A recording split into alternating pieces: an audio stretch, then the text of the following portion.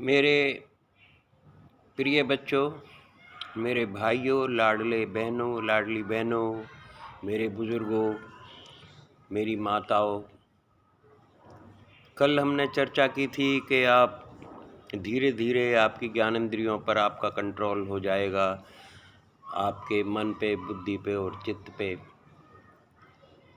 भी आपका ध्यान हट जाएगा। काम, क्रोध, लोभ, मैं भी आप बहुत दूर होते चले जाएंगे।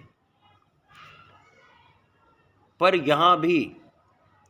यहाँ तक भी ये सारी चीज़ें प्रकृति जो है हमारी, जो हमारी प्रकृति है,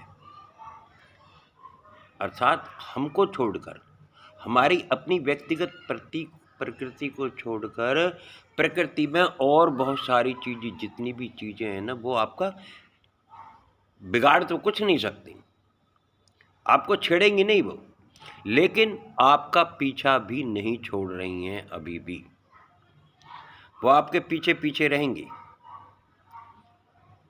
तो अब आप यहाँ पे योगी की अवस्था में हैं। अब यहाँ से आगे आप ये मान के चलिए कि आप ब्राह्मण की अवस्था में प्रवेश कर रहे हैं।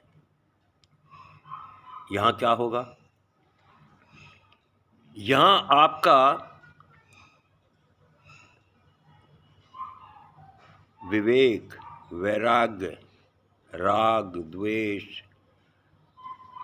या काम, क्रोध, लोभ, मोह, अहंकार जो भी है, वो प्रकृति से परे हो जाएगा। यहाँ आपको डरने की आवश्यकता बिल्कुल नहीं रहेगी। और जब ये शांत हो जाएंगे सारे के सारे, तो आप ब्राह्मण की अवस्था में एक किस्म से आ जाएंगे। और जब ब्राह्मण की अवस्था में आ जाएंगे तो आपका जपा जप भी शुरू हो जाएगा, आपके अंदर शक्तियों का भंडार इकट्ठा हो जाएगा।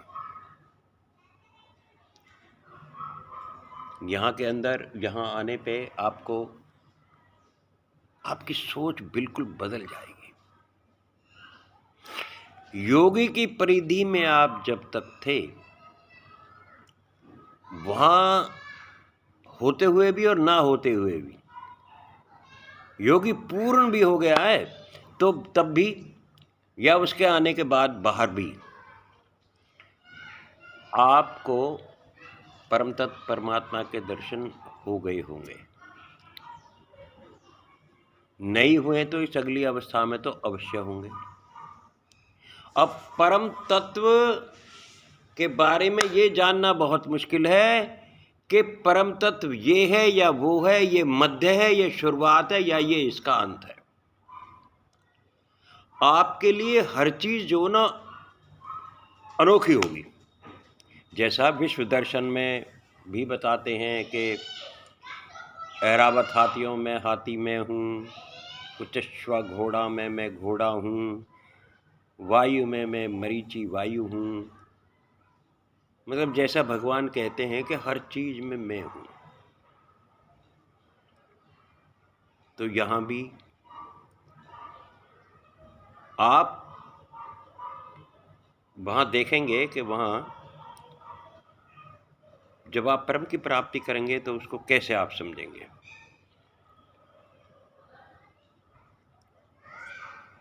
ये जब सारी क्षमताएं आ जाएंगी आपके अंदर, ये जब सब कुछ आपके अंदर जो ना सब बेकार हो जाएगा, तो आप ब्रह्म को जानने की अवस्था में आ जाएंगे। और ब्रह्म है कौन? अक्षय, अक्षर, जिसका विनाश नहीं होता है, जो सत्य है, वही ब्रह्म है। ये चीज भी आपको स्पष्ट हो जाएगी।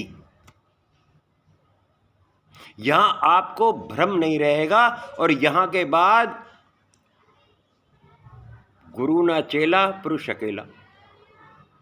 अब आपका रास्ता यहां से आगे का, बल्कि योगी की अवस्था में ही आपके जीने का रास्ता भी और आपका आध्यात्मिक रास्ता भी, यहाँ आपको इस बात का ज्ञान हो जाएगा कि अब आपका सफ़र अगला जितना भी है वो आपके अकेले चलने का है। मैं ये बात पहले भी कह चुका हूँ। चाहे आपका आत्मिक मार्ग है, चाहे आपका ये भौतिक मार्ग है, चाहे आपके इस माटी का मार्ग है, चाहे आपकी आत्मा का मार्ग है, यहाँ से आगे का रास्ता आपका अब अकेले का है। यहाँ गुरुजी भी आके आपका धीरे से, गुरुजी रहेंगे तो सही, उनके आशीर्वाद की आपको ज़रूरत तो पड़ती रहेगी, लेकिन गुरु यहाँ आके धीरे से आपका, गुरुजी आपके सम्मान लायक, आपके मार्गदर्शक रहे हैं इसलिए भी, लेकिन आपके वो पूजनीय हैं। उधर परमात्मा, यहाँ पूजनीय गुरुजी वो हैं। इसलिए यहाँ आकर आप जो ना अब ये सारे के सारे नवीन नवीन दृश्य देखेंगे, इनमें बड़ा आनंद आता है। जब इन दृश्यों को देखोगे तो इसमें बड़ा आनंद आएगा आपको, आप बड़े हर्षित होंगे। कई बार कुछ देखोगे, कई बार कुछ देखो, अब आपकी डरने की अवस्था चली गई। अब आप निडर हैं, कोई आपको कहीं से भी कोई खतरा नहीं है, और आपके वापस जाने के चांसेस भी नहीं है। यहाँ से आपकी वापसी अब नहीं होगी। योगी की अवस्था, ब्राह्मण की अवस्था में आने के बाद आपकी वापसी नहीं होगी। ये बात आप ध्यान में रख लेंगे, क्योंकि आपको जिनका डर था वो काम, क्रोध, लवो, मोह, राग, द्वेष, मन और बुद्धि की सोच, मन की वृत्ति, आपके हृदय की वृत्ति और मन की सोच, ये सब खत्म हो गई। मन का बहकना, भागना, ये सब खत्म हो लिया। अब आपके मन, बुद्धि और चित्त भी वही कहेंगे जो आपकी आत्मा कहेगी, और यहाँ आपके पास अथाह शक्तियों का भंडार लग जाएगा। और ये मैंने बताया भी था शायद पीछे कि ऐसा पुरुष अगर मरण आसन अवस्था पे पड़ा हुआ, लेटा हुआ हो, और वो ब्राह्मण अगर उसके ऊपर से हाथ भर फेर दे, अगर हाथ भर फेर जाए तो वो आंखें खोल लेता है। ये इसकी पहचान है,